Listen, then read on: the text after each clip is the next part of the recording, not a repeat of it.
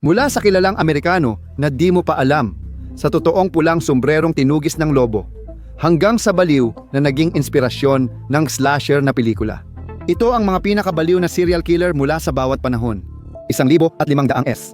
Ang titulo para sa pinakamasamang serial killer ng gitnang panahon ay napunta kay Peter Nears, isang tulisan na gumagala sa kanayunan ng Alemanya mula 1,560 S hanggang 1,580 S. Kasama ang grupo ng mga kriminal, pinupugutan at pinapahirapan niya ang mga biktima, naniniwalang magkakaroon siya ng supernatural na kapangyarihan kapag kinain ang puso ng mga ito.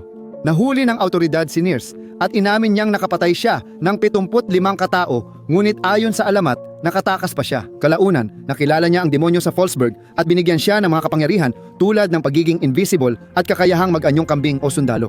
Bumagsak siya noong 1,581 matapos kalimutan ang bag na may lamang bahagi ng katawan pagkatapos mangaso. Maya-maya, nakita siya sa pampublikong paliguan at pinasok ng grupo ng lalaki ang kanyang silid sa kalapit na bahay panuluyan. Nadiskubre nila ang nakakatakot na laman doon. Hindi sila nag-aksaya ng oras. Hinila siya ng autoridad, idiniin sa nagbabagang uling, binuhusan ng kumukulong mantika, kaya mabilis umamin si Nears. Noong mga panahong iyon, ang pinakamasaklap na paraan ng pagbitay ay ang pagdurog sa gulong, simula sa mga paa hanggang sa ulo. At iyon ang nangyari kay Nears. Pinukpok siya ng tagapagbitay ng 42 beses na bali ang mga buto. At buhay pa ang puso at nakadilat ang mata nang siya'y pinaghati-hati. Pinaniniwala ang pumatay si Nears ng 544 katao. Isa siyang tunay na tulisan mula sa impyerno, pero mas malala pa ang dumating sa kasaysayan. Noong gitnang panahon, gumagawa ng kwento tungkol sa demonyo at halimaw ang mga tao para itago ang malupit na realidad ng buhay. Kadalasan, ang mga kanibal ay mga naghihirap na gutom, habang ang mga aswang ay siraulong serial killer at mga biktima nila. Inaatake sa gubat ang maliliit na pulang sombrero, na nagdadala sa atin kay Jean Grenier, ang kinatatakutang bata at pangunahing tauhan sa epidemya ng lycanthrope sa Europa. Ipinanganak siya malapit sa Bordeaux noong ika-17 siglo at sinabing sinapian ayon sa kanyang mga magulang. Umalis siya ng 13 anyos at mula noon ay palaboy, namamalimos at nag-aalaga ng tupa. Isang grupo ng mga dalagang babae na nakilala siya ang naglarawan sa kanya bilang payat at marumi. May buhol-buhol na dilaw na buhok at maputlang abong mga mata na kumikislap sa nakakatakot na kabangisan. Nakausli ang kanyang mahahabang pangil at may mga kukong parang pangil ng ibon ang kanyang mga kamay. Sinabi niya na tuwing Lunes, Biyernes at Linggo ng hapon, siya ay nagiging aswang at pumapatay ng aso. Dagdag pa niya, mas masarap ang lasa ng mga babae, malambot at matamis ang laman, at masagana at mainit ang dugo. Maya-maya, inatake ng batang lobo ang isa sa mga babae.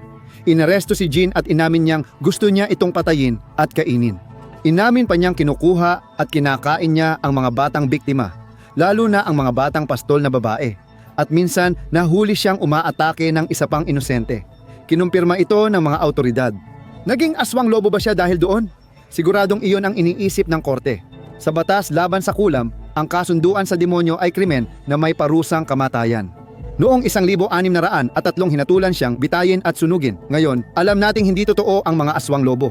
Kaya ano nga ba talaga ang nangyari kay Jean Grenier, na posibleng pinakabatang serial killer sa kasaysayan? Habang inaapila ang sentensya, nalaman na isa sa mga biktima ay brutal na pinatay. Ngunit hindi pinaniwalaan ang kwento ng pag-atake ng hayop. Maayos na natanggal ang damit ng babae, walang punit, kaya hindi ito gawa ng lobo. Nagpasya ang korte na siya ay imbesil, kulang sa nutrisyon, pinabayaan, may kapansanan sa pag-iisip at nasira ng masamang espiritu. Ibinaba ang sentensya at namuhay siya sa isang monasteryo. Noong panahong iyon, ayaw talakayin ng mga autoridad ang kahirapan ng mga magsasaka.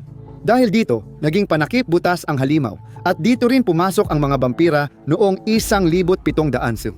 Noong 1,725, hindi pa alamat ang vampira at patunay dito si Petar Blavovich. Namatay ng bata si Petar, isang dukhang magsasaka sa Serbia, at dito nagsimula ang mga kakaibang pangyayari.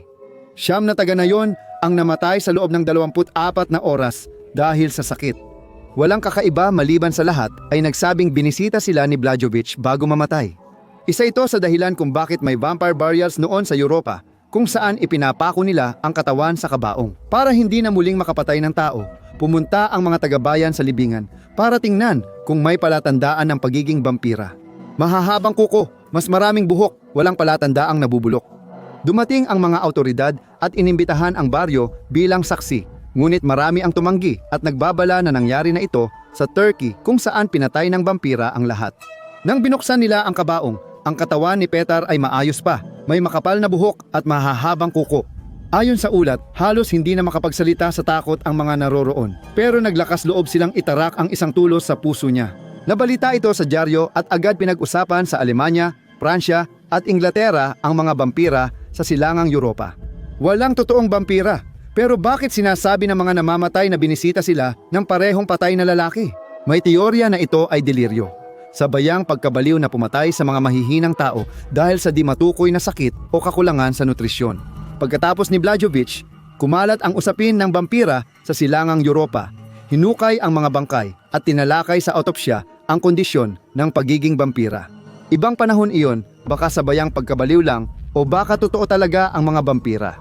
Pumunta naman tayo ngayon sa United Kingdom at sa Victorianong London, 1800s. Ang ika-11 na siglo ay panahon ng malaking kayamanan. Habang lumalago ang industriya, lalong yumaman ang mayayaman, samantalang nanatiling mahirap at puno ng sakit sa mga squatter. Sa gitna ng Victorianong bangungot, dumating si Jack the Ripper. Maayos ang bihis at nagdulot ng takot sa Whitechapel. Nagkalat sa maduduming kalsada, nagsimulang matagpuan ang mga bangkay ng mga babae na pinatay ng may eksaktong paraan na nagpapahiwatig na ang gumawa ay may alam sa anatomiya ng tao. Tinawag ang mga ito na Whitechapel Murders, kung saan 5 ay may parehong lagda at paraan. Natagpuan ang mga babae sa kalunos-lunos na kalagayan. Nilaslas, nakalabas ang mga bituka at tinanggalan ng mga laman loob. Iba't ibang pangalan ang naisip pero nananatiling misteryo kung sino si Jack the Ripper.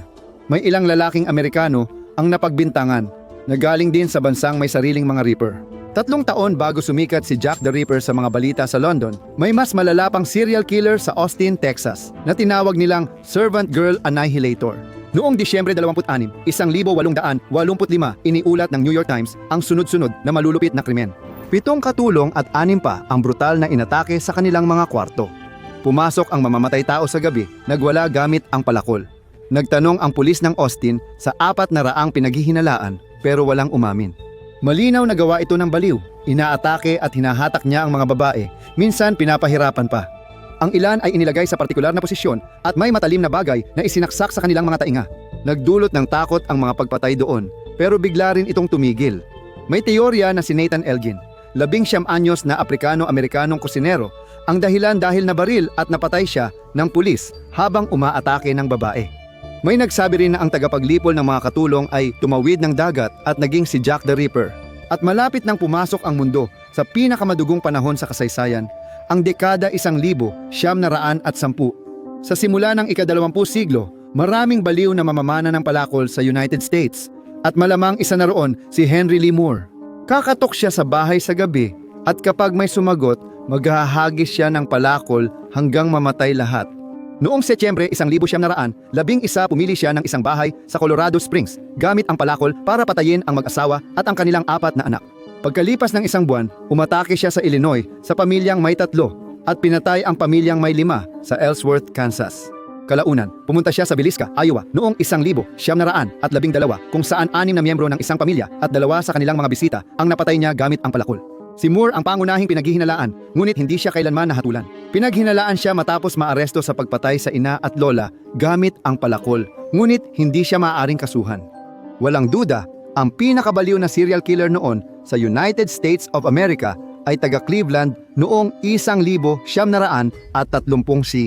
Ang Kingsbury Run sa Cleveland na naging squatter noong Great Depression ay naging taguan ng mga palaboy.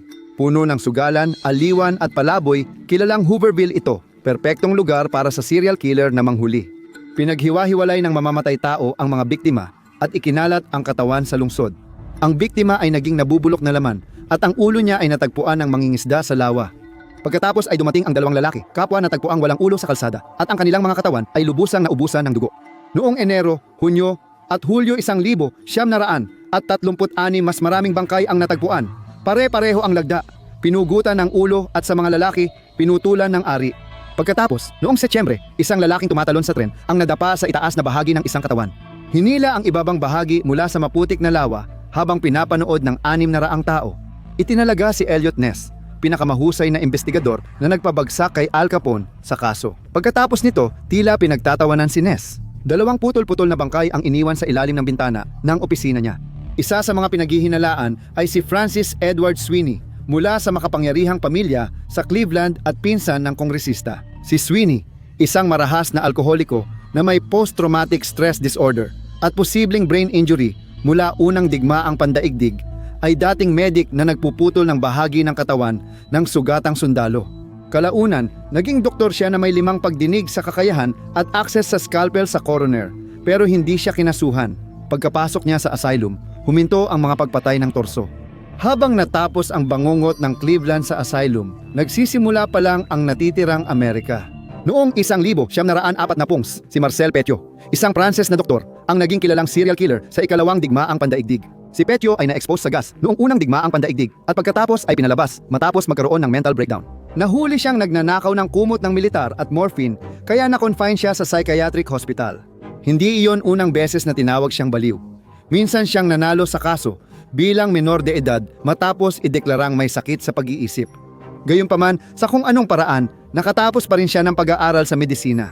Maayos ang buhay niya noon, hanggang sa nahuling nagnanakaw sa pasyente, gumagawa ng ilegal na aborsyon at nalulong sa sariling morpina. Pagkalipat sa Paris, bumalik siya sa dati niyang gawain. Nang magsimula ang ikalawang digmaang pandaigdig, sinakop ang France at ang pinakamisteryosong doktor nito ay nag-ooperate na ngayon sa ilalim ng pamumuno ng Nazi. Doon, lalo niyang pinatindi ang kanyang kasamaan. Nag-alok siya sa mga miyembro ng French Resistance ng lihim na pagtakas papuntang South America, sinasabing may mga tamang koneksyon siya. Dumating sila sa kanyang bahay dala ang lahat ng kanilang ari-arian, ngunit sinabi sa kanila na kailangan muna silang turukan ng bakuna. Tinurukan niya sila ng cyanide, ninakaw ang pag-aari at itinapon ang mga bangkay.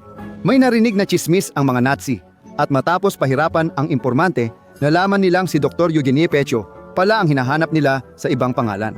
Nang salakayin ng pulisya sa Paris ang kanyang bahay, natagpuan nila ang labi ng 10 tao. Natagpuan din nila ang 72 maleta at mahigit 1,400 libra ng gamit na patunay ng mas maraming biktima. Si Dr. Satanas Petio ay binitay noong Mayo 25, 1946. At ngayon, papasok na tayo sa Amerika pagkatapos ng digmaan, ang ginintuang panahon ng sunod-sunod na pagpatay. Dekada 60 at 70 ay panahon ng malayang pag-ibig, revolusyong kultural at serial killer. Si Jerry Brutos ay palakaibigang ama ng 2 anak na naglagay ng nakakandadong garahe na may intercom para sa workshop niya. Dahil sa malupit na ina at pag-abandona ng ama, nagkaroon siya ng fetish sa mataas na takong at pagmamasturbate. Sinubukan niyang mamuhay ng normal, sumali sa militar, nag-asawa, pero hindi nawala ang kanyang pantasya. Tiniis ng kanyang asawa ang paggawa niya ng gawaing bahay habang nakatakong, pati na ang pagkuha ng litrato sa kanya, kahit papaano hanggang sa ipinanganak ang kanilang anak. Nang tumanggi siya, inihanda niya ang kanyang garahe para sa kanyang pagkuha ng litrato. Isinasabit niya ang mga babaeng biktima sa kawit at puli, mahina silang kinakausap, saka sinasakal, binibihisa ng ninakaw na damit at ginagawang parang manikin. Pag nagkagulo dahil nabubulok, tinatanggal niya ang mga parte ng katawan para mas madali itago. 4 na biktima ang nakumpirma, pero maaaring mas marami pa. May ilan ding nakatakas. Baka may mali sa akin, sabi niya sa mga investigador. Nagkasundo silang may litrato siya na naka-high heels, may lipstick, nakadamit at nakapost sa tabi ng bangkay na nakasabit sa kisame. Sa kulungan, madalas siyang tahimik at nag-iisa, kasama ang mga katalogo ng sapatos na inorder niya. Ngayon, marahil ang pinakamasamang taong di mo pa naririnig. 1,990 dekada. Noong Agosto, 1,990, abala ang mga dormitoryo sa University of Florida sa Gainesville maliban sa 1 kwarto. Kinabukasan, natagpuang patay ang 2 babaeng estudyante. Ang isa tinaga ng malakas, kaya tumagos ang kutsilyo mula likod hanggang dibdib. Inayos ang katawan niya, sinuklay ang buhok, nilinis at maayos na tinabi ang mga damit. Pagdating ng pulis, may isa pang babaeng nasa itaas. Inayos ang katawan at may mga saksak. Ang sandatang ginamit ay 12 pulgadang K-bar na kutsilyo ng United States Marine Corps. Napatay si Day, 18 estudyante rin sa campus. Ang pumatay ay pumasok sa kanyang apartment at naghintay sa dilim hanggang sa siya ay umuwi. Nang matagpuan siya ng pulisya, siya ay nakaupo ng tuwid sa kanyang kama. Wala na ang kanyang ulo at ang kanyang mga kamay ay nasa kanyang mga hita. Siya ay pinagbubuksan. Kahit batikang pulis, nakakasuka para sa kanya na makita ang sariling ulo sa bookshelf na nakatingin sa katawan niya. 2 araw matapos nito, ang 23 anyos na si Tracy Pauls ay nakiusap sa kanyang kaibigang si Manny Toboeta na magpalipas ng gabi dahil natatakot siya. Gabing iyon, pinasok ng mamamatay tao ang apartment, tinalo at sinaksak si Manny. Nanginginig si Tracy at nagkulong sa kwarto habang sinusundan siya ng mamamatay tao. Sinipa ang pinto at inatake siya. Isang pagsubok na nauwi sa malalalim na saksak sa kanyang katawan kahit patay na siya. Tulad ng iba, kinaladkad niya ito at iniharap. Kaya siguradong magugulat ang sinumang papasok sa apartment. Makikita nila si Tracy na nakatingala sa kanila, malinis ang muka at maayos ang pagkasuklay ng buhok. Ayon sa mga profiler, posibleng tapos na ang killer dahil mas malinis si Tracy at hindi siya pinagsamantalahan. Sabi nila, baka nagkakonsensya ang killer dahil sa baluktot niyang isipan, pero mas baluktot pa siya kaysa akala nila. Matapos ang isang taon, nahuli ang suspect na si Danny Rawlings. 39, dating sundalong pinarangalan, matapos maaresto sa pagnanakaw at barilan laban sa pulis. Bayani siya, dating mamamatay tao sa digmaang Koreano, at naging pulis matapos magretiro sa militar. Pero ang kanyang buhay ay tinatakan ng matinding karahasan simula pagkabata.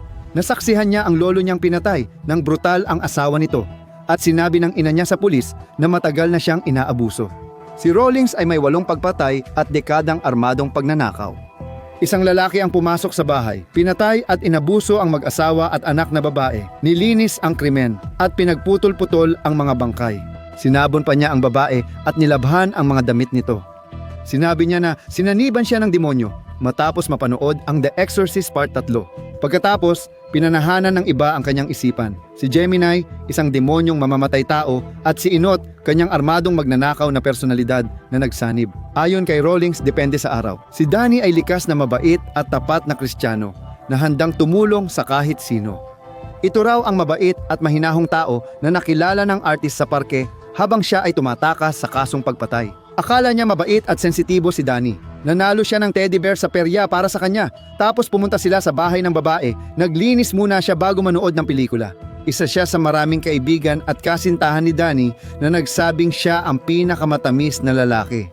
Swerte lang sila na hindi nila nakilala si Gemini. Nang tanungin siya sa korte kung bakit niya ginawa iyon, sagot niya, kumpleto na ang bilog ng kabaliwan. Noong Oktubre 25, 2006 kumain siya ng buntot ng ulang bilang huling pagkain at kumanta ng gospel habang binibigyan ng nakamamatay na gamot.